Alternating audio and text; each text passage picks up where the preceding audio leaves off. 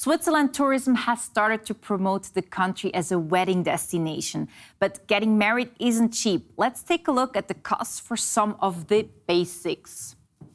So I'm comparing the prices in Switzerland with the ones in Italy, as Italy is Europe's leading wedding destination. And these are the estimates for around 60 guests. Let's start with the styling. In Switzerland, it costs around 700 Swiss francs. Of course, this is for the bride and the bridesmaid, and also expenses included, while in Italy, you would pay around 550 Swiss francs. Then a photographer starts at 4,000 Swiss francs in Switzerland. In Italy, you get a good one for around 3,000 Swiss francs. And then the most important part of a wedding, of course, it's the cocktail, the dinner, and the cake. In Switzerland, that will cost around 12,000 Swiss francs. In Italy, you get that for 9,500 Swiss francs for 60 guests, of course.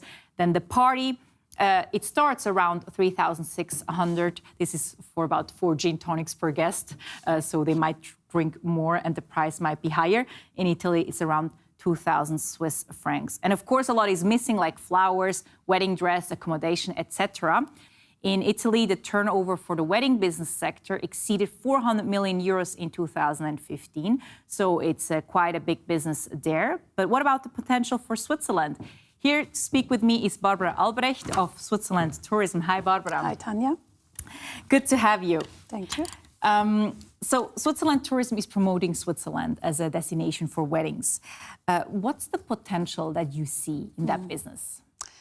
Well, destination weddings, we realized, perhaps quickly explain you what we understand under the name of the name destination weddings.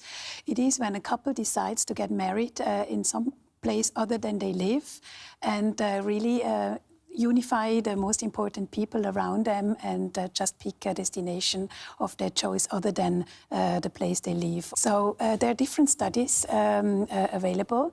And when we look at the society, how it changed over the last years, we realized that it has become very global. Like the people that are getting married now between 30 and 45, they've been brought up completely different than have our grandparents, for example. In the past, it was often you grew up somewhere, you stayed there, and you died there. So this generation of today, they have been brought up internationally. So they might have studied in some place, they worked on another continent, met each other some other place, and so they're very, very global. Of course, Switzerland Tourism can profit from that, I guess. What's the value that a couple like that might create for Switzerland Tourism? It's of a very high value, because it's the most important day for the couple. So they're ready to spend a lot for these days, not only in money, but also in time to prepare it. And it is also important that for an event like this, you have a country you can rely on. And when we were looking at these studies, when you check what the important factors are, the deciding factors for a couple, it is not only the beauty of the nature, the scenery for nice pictures. You have to be Instagrammable today. So it is also important that you can rely on the people, that if you promised something, you also get it delivered. Can you imagine? You ordered the cake and it's not coming, or you have a bus to transfer the people and it doesn't show up. So all these aspects, also this reliability and service mind, is also very important when you plan a wedding. Okay. On your website, you have many providers and locations for weddings already, and you're also promoting Switzerland as a destination by working with hotels and also going abroad by having ambassadors. So how much did you spend or invest for this campaign now? Well, we really just started, I must say, and I can say perhaps overall, for this year, we have a budget of 400,000 Swiss francs we invest. But you have to see that the destination weddings, there are 2 target groups really you would like to reach. It is the couple itself. Then we try to reach them very much via social media. And as I said before, pictures that are being posted on Instagram, etc., are the best way to promote, because they're searching and they're seeing it. And if you see the pictures of weddings that took already place in Switzerland, it sells itself really with the scenery. Then the other target group we are trying to reach is international wedding planners. This is a profession. This is quite important. They are very globally. It can well be that the wedding planner is based in UK, but he will organize a wedding for a couple that is based in the US, for example, because of the language. So if they're seeking for a destination in Europe, the couple might very often go via a wedding planner based in the UK, for example. So that is actually where you're investing your money, to get in touch with these wedding planners, and also having the, we have here in the background Jessica Sini that got married in Gstaad, and she also posted photos, but you provided her a shooting that you paid just for the shooting that then she posted, right? Correct. Would that be something that goes into your budget? And that's correct. So she didn't organize the wedding herself. She had a professional wedding planner based in Singapore that arranged the entire wedding for her.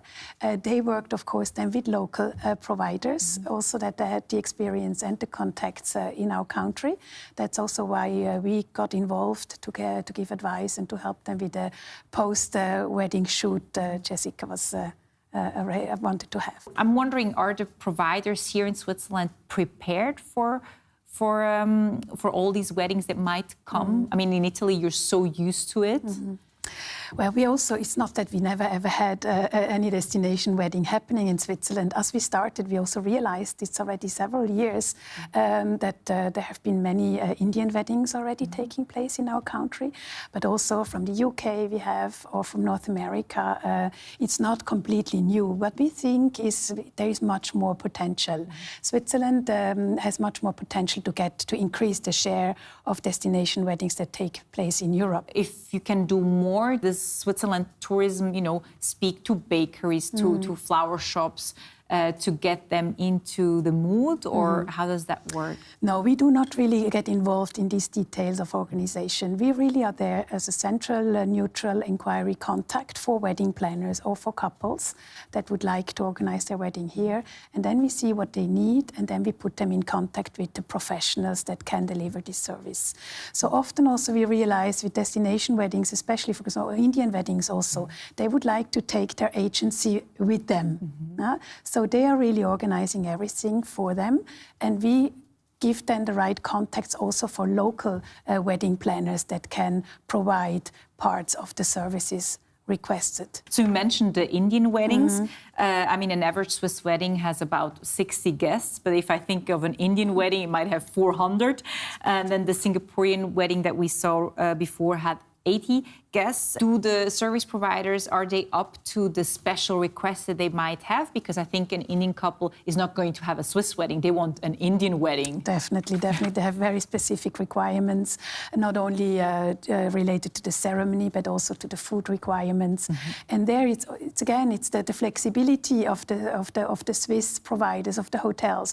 We are very much used to international guests, not only for weddings, but we have a long history in international meetings taking place. And they also have very specific requirements. So I think that the hospitality in Switzerland and the gastronomy, they're used to special requirements.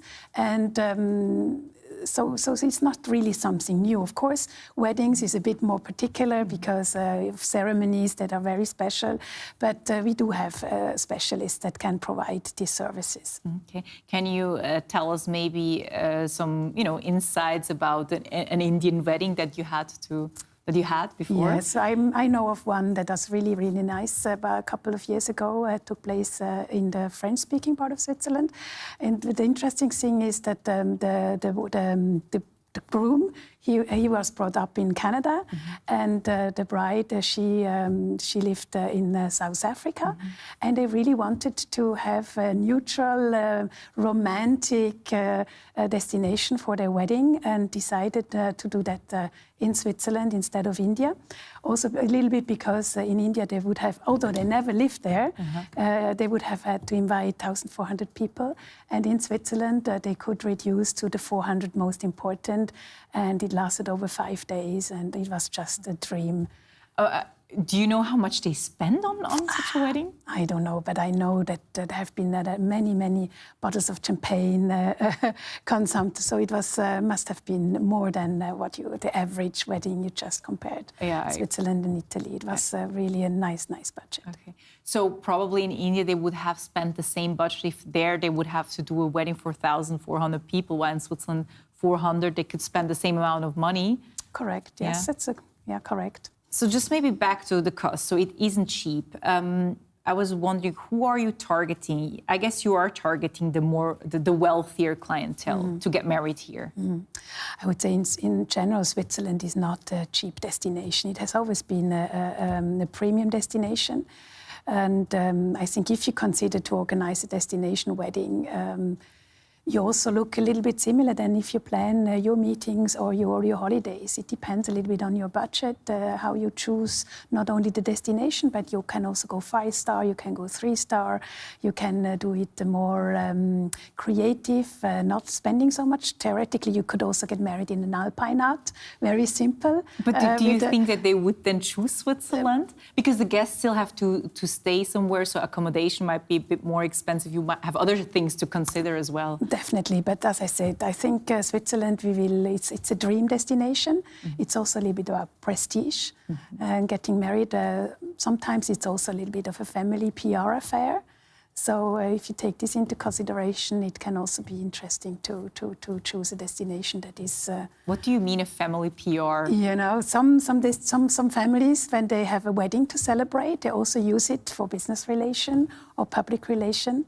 Okay. Not only amongst their family, but also business friends and partners. So. Okay. But nevertheless, I mean, Tuscany in Italy is so used to weddings. They have everything. They provide everything. And in Switzerland, according to the wedding planner I was talking to, sometimes, it's not so easy to find everything. Not everyone speaks English. Are you sure you're not maybe then disappointing your guests as well?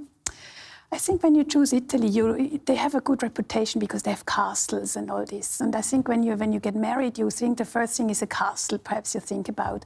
But when we read the studies available, what the people are looking for is not only the castles when you get married.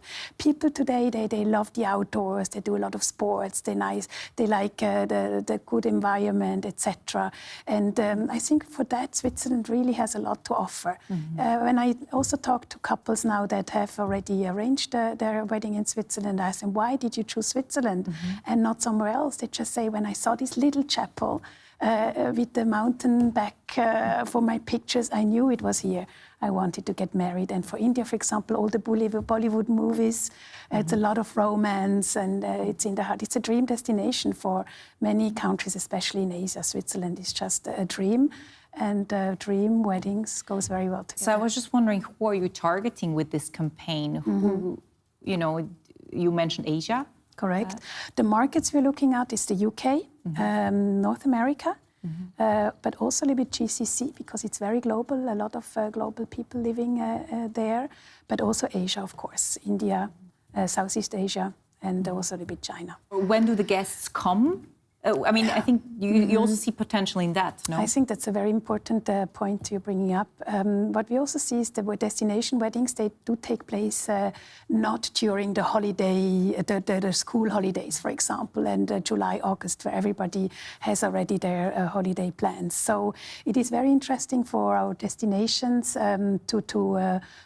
to increase or to it's outside of the holiday season. So it's a bit shoulder season, mid-season, and it brings additional new business to the destinations, especially also in wintertime, outside of the February and when everyone else is anyway coming, you can fill the slots. Exactly, okay. Exactly. So this is a very interesting point for us and for our destinations and hotels.